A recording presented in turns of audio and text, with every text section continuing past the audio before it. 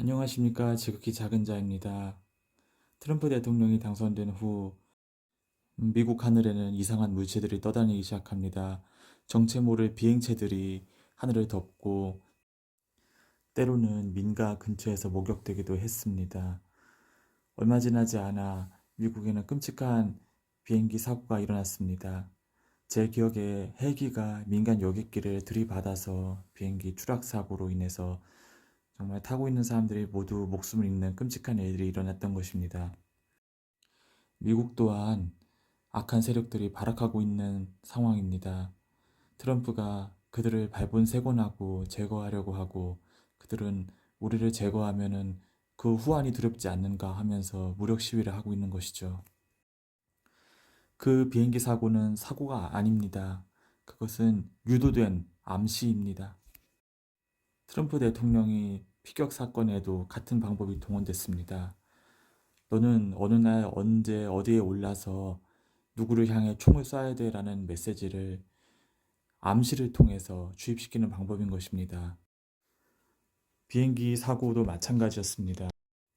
제가 알기로는 헬기 조종사가 여행기를 들이받은 것이 이 사고의 직접적인 원인인데 헬기 조종사는 분명 관제탑과 마지막 송신을 할 때 눈앞의 여행기 위치를 확인했다고 응답을 했다고 합니다. 그러나 이미 그는 암시에 걸려 있었습니다. 눈앞이 여객기를 향해 전속력으로 돌진해야 된다고 말이지요. 그래서 이 끔찍한 비극이 일어나고 말았던 것입니다. 박정희 대통령이 서거했던 10.16 사태, 그 당시 박정희 대통령을 향해 권총을 발사했던 김재규 씨에 대한 재심이 지금 이 시기에 이루어졌다고 합니다. 저는 너무나 놀라움을 금치 못했습니다. 왜냐하면 이것이 암시의 시작이기 때문입니다. 이러한 정보와 그리고 우리가 알지 못하고 지나가는 특정한 자극들이 누군가를 조종하고 움직여서 목표물을 향해 악한 짓을 하도록 유도하는 것이지요. 우울증이라고 하지만 정말 끔찍한 사람으로서 할 수 없는 끔찍한 일을 저지르는 정말 끔찍한 사건의 배경에는 바로 이러한 악한 세력이 암시 또한 직접적이고 주요한 원인인 것입니다. 왜 저 악한 세력이 암시를 적용하기 시작했는가? 그것은 최근 헌법재판소의 상황과도 관련이 깊습니다. 헌법재판소 안에 실질적으로 헌법재판관들의 법무 진행을 관장하고 있는 그 문서 작성이 상당 부분이 중국인들의 손에 의해서 이루어졌다는 상황들이 포착되고 있고 뿐만 아니라 내일 있을 윤석열 대통령의 보석 심리 참석차 헌재의 심리 일정을 2월 25일 이후로 미뤄줄 것을 요청한 요청 청구회가 그에 대한 헌법재판관들의 견해가 4대4로 갈렸는데 문형배 헌법재판소장 대행이 직권을 사용해서 말도 안 되는 얘기죠. 2월 25일로 법원 재판이 미뤄지는 것을 무마시켰다는 이야기가 돌고 있습니다. 한마디로 말하면 국민의 굳건한 결의와 국민의 탄핵 반대 결의가 강력하게 표출된다면 지금 현재 헌법재판관들의 구도대로라면 탄핵을 진행하기 어렵다는 판단이 저들에게 섰기 때문일 것입니다. 그래서 플랜 D로 알려진 정말 말도 안 되는 또 한 번의 악한 계획이 필요했고 그 계획의 트리거로서 지금 김재규 정말 권총으로 내란을 일으켜서 내란범으로 이렇게 재판을 받은 그 사람의 사건을 지금 이 시점에 재심을 하지 않으면 암시를 걸 수 없기 때문에 부득불 이 시기에 이렇게 진행을 하고 있는 것이 아닌가. 순간적이지만 저에게 주어진 정말 이 안타까운 마음을 그동안 기도하면서 나라와 세계를 바라보며 기도하면서 느꼈던 여러 가지 마음들을 풀어 해석하는 차원에서 급하게 방송을 열게 됐습니다. 우리나라의 자유민주주의와 특별히 미국에서의 정말 트럼프 대통령과 일론 머스크의 강력한 청소 작업이 잘 진행될 수 있도록 우리는 중보 기도의 끈을 놓아서는 안 될 것입니다.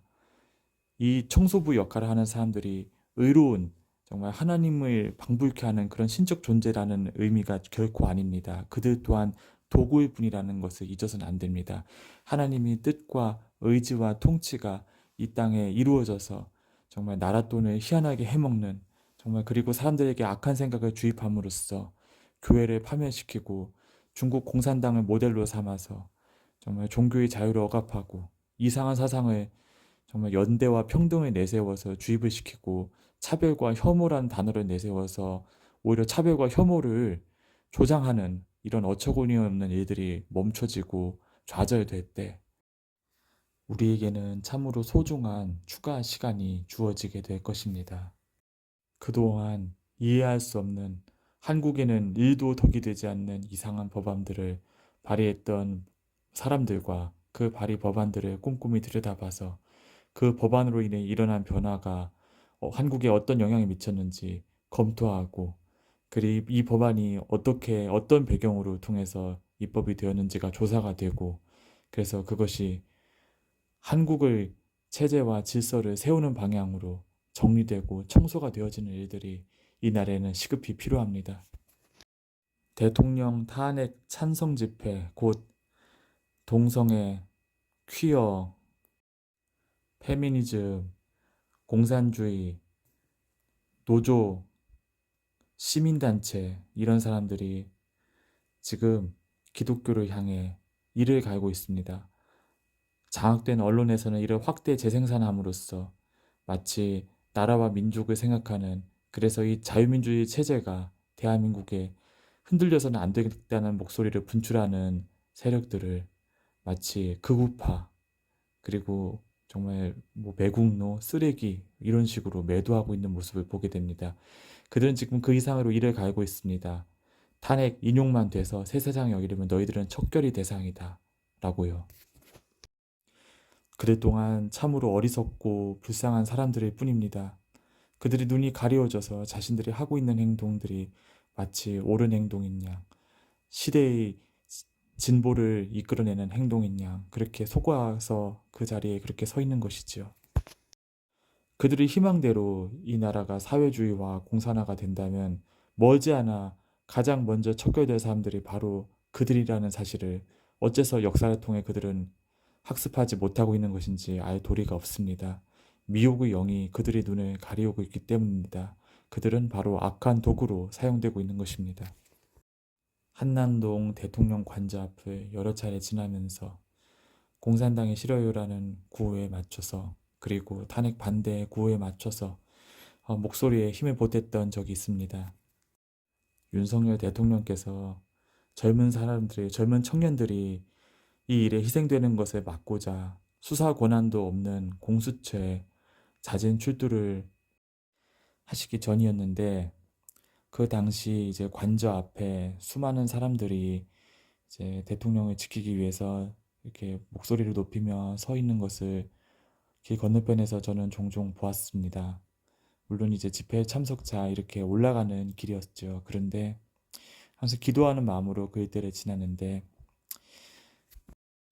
아시겠지만 이게 올라가는 길 중턱쯤에 탄핵 찬성 집회가 있었죠. 참 그때도 굉장히 썰렁했습니다. 의자만 놓여 있었고 정말 무대 위에는 신나게 기타를 치며 노래하는 탄핵을 촉구하는 노래를 하는 안경잡이 가수가 있었는데 정말 깃발만 무성한 채 사람이 없더군요. 그런데 분명히 이것은 가수의 소리가 아니었습니다. 더 준비돼야 돼. 더 준비돼야 돼. 더 준비돼야 돼.